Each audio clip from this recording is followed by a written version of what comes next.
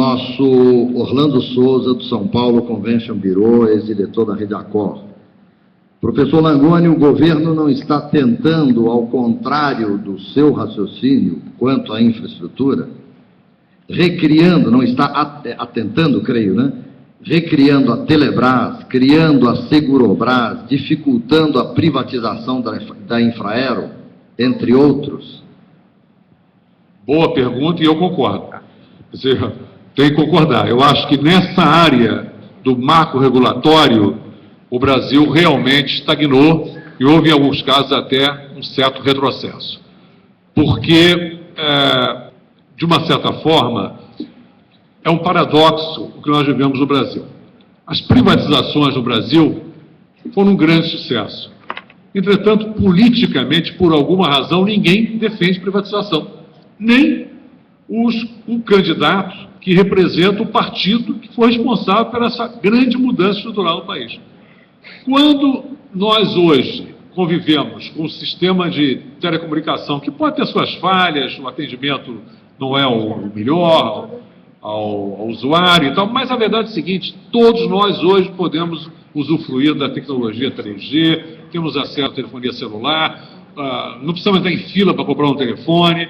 Quer dizer, a revolução na área de telecomunicações, vamos falar de uma grande empresa como a Vale do Rio Doce, que a privatização transformou a Vale numa das maiores mineradoras do mundo, uma empresa multinacional, e por aí afora. Agora, em alguns segmentos, nós paramos. E na área, então, do transporte aéreo, não dá para entender. Por que nós temos esse receio de partir, pelo menos, do regime de concessões, né? Ou, pelo menos, uma privatização ou uma abertura de capital de uma empresa como a Infraero?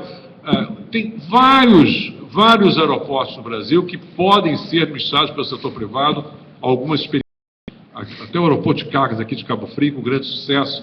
Então, o setor privado tem interesse, tem recursos, tem know-how, tem tecnologia. Como eu disse, é abrir o espaço para que esses investimentos possam acontecer. Então, realmente, se há uma área em que nós ficamos, de uma certa forma, estagnados, e eu espero que o próximo governo, até por uma necessidade premente desse calendário espetacular de mega-eventos, seja retomar o segmento de concessões, em alguns casos, inclusive, sem nenhum receio ideológico, fazer sim privatizações quando for necessário, quando o setor público deixar claro que não tem competência para administrar com eficiência, porque o beneficiário final é o usuário, somos todos nós, cidadãos brasileiros.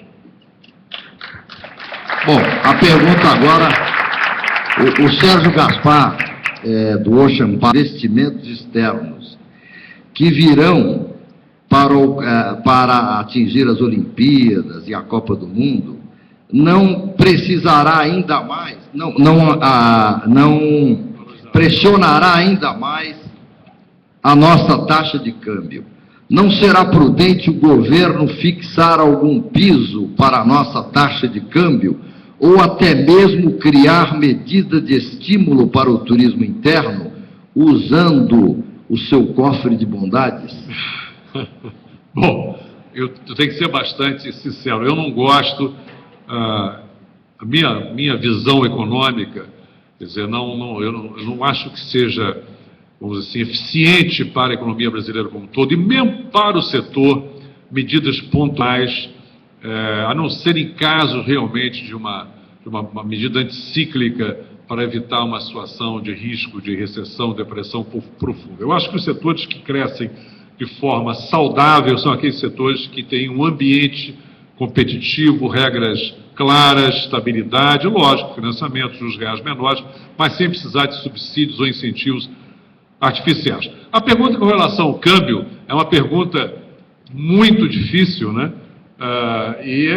De qualquer maneira, existe hoje no Brasil uma certa convergência de que, por exemplo, para esse ano e para 2011, o câmbio deve continuar flutuando em torno de 1,80, 1,75 e 1,80 reais por dólar, o que é realmente uma notável estabilidade se nós analisarmos a volatilidade do mundo ao nosso redor, o que sugere que a economia brasileira está muito bem ancorada nos seus fundamentos macros.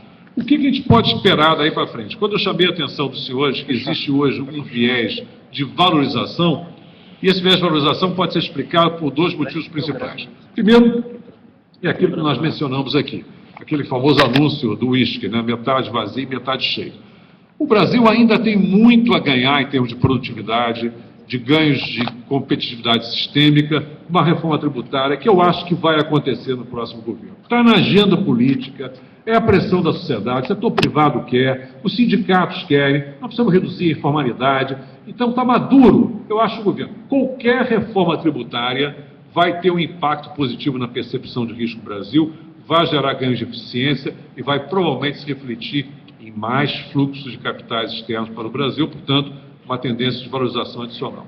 E o segundo ponto é que nós não fizemos ainda uma avaliação detalhada das consequências macroeconômicas sobre o balanço de pagamentos do pré-sal quando, de fato, ele entrar no seu estágio produtivo, vamos colocar com segurança, daqui a 7 ou 8 anos. Quer dizer, na realidade, isso vai representar uma mudança estrutural nas contas externas brasileiras. Nós vamos deixar de ter déficit em conta corrente, provavelmente passar a ter superávites em conta corrente, vamos acumular um volume expressivo de reserva. Portanto, quando a gente olha a economia brasileira, a não ser que haja um desastre na economia mundial e que hajam graves erros macroeconômicos, que eu espero que não se repitam, né, pela própria sofrimento do passado, já esperamos essa fase, a tendência é, como eu disse, o real ele é vítima do seu próprio sucesso. Quer dizer, o Brasil continua sendo uma economia estável politicamente, estável economicamente, atraindo capitais, atraindo investimentos, com a balança comercial cada vez com uma tendência de melhora em função da exportação líquida, não só do agronegócio, da agricultura, da pecuária, mas também, daqui a pouco, de energia, sob a forma de energia líquida, o petróleo. Então, a tendência é realmente um país que vai ter uma moeda valorizada. Como isso pode ser compensado, porque o outro lado da moeda, nós vamos também ter recursos para avançar muito na redução do custo do Brasil, ou seja, ganhos de produtividade. Senhor Langoni, você não acha a criação da Lantam poderia trazer um monopólio das companhias aéreas? Não, eu acho que a tendência, essa tendência de fusão de empresas aéreas é uma tendência mundial, já vem acontecendo na Europa, está acontecendo nos Estados Unidos, que é um mercado imenso e muito competitivo. Eu acho que o que vai acontecer é que a fusão LAN-TAM vai obrigar, provavelmente, a uma fusão de outras empresas menores na América do Sul. E aí, se essa fusão resultar em ganhos de eficiência, ganhos de competitividade, capacidade de investimento, modernização num setor que é altamente intensivo em capital, intensivo em tecnologia, eu acho que o resultado final é beneficiar o usuário. Lógico, sempre mantendo aberta a oportunidade do aparecimento de novas empresas aéreas. E o Brasil tem aqui um belíssimo exemplo, a própria Gol, ela é um exemplo de uma empresa que surgiu do zero, né, e hoje uma das maiores empresas brasileiras, e temos agora uma nova empresa como a Azul, que entrou no segmento de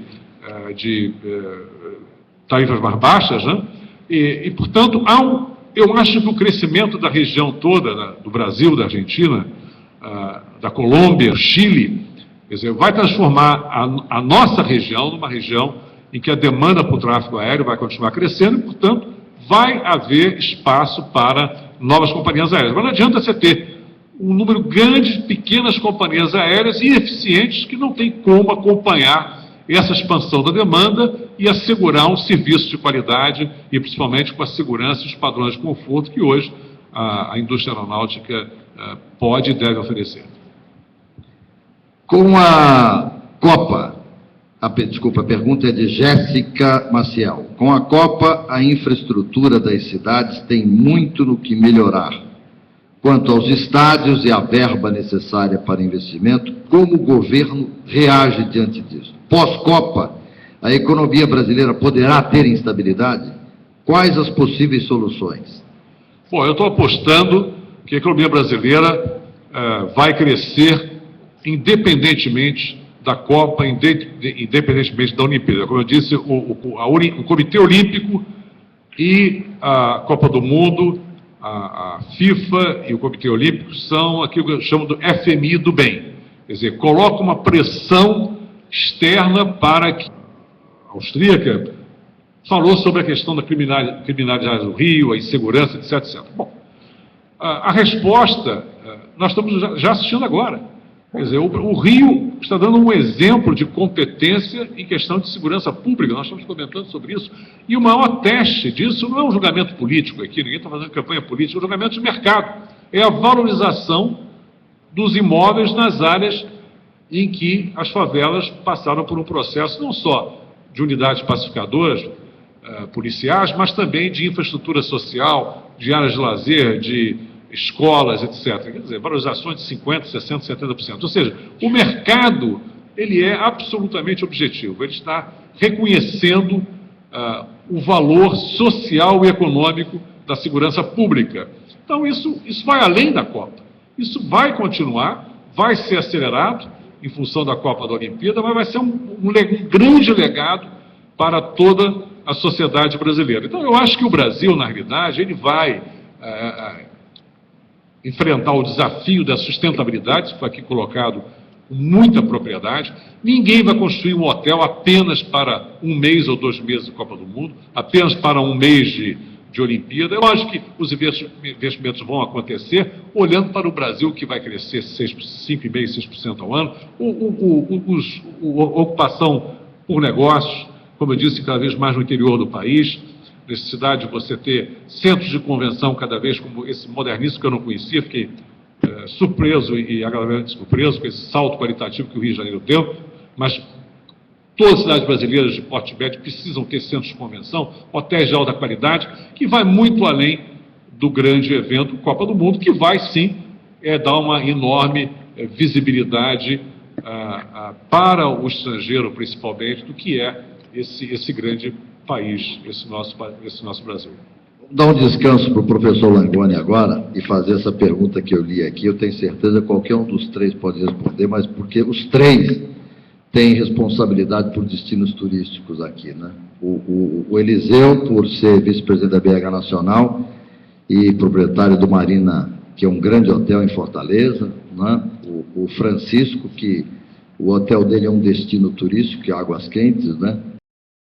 Roberto Rotter, que é responsável por inúmeros hotéis da Pestana no Brasil e na América Latina. Mas eu vou fazer a pergunta da Andréia Madaras, do Hotel Quintana da Mantiqueira, de Penedo, do Rio de Janeiro, para o Eliseu. O Eliseu que tem muita experiência no assunto, porque a BH do Ceará é muito ativa. A BH do Ceará está presente em tudo quanto é lugar do Brasil, trabalhando, vendendo a imagem do Ceará. Então, tenho certeza, ele vai ajudar muito você nessa resposta. No Brasil existe um número enorme de destinos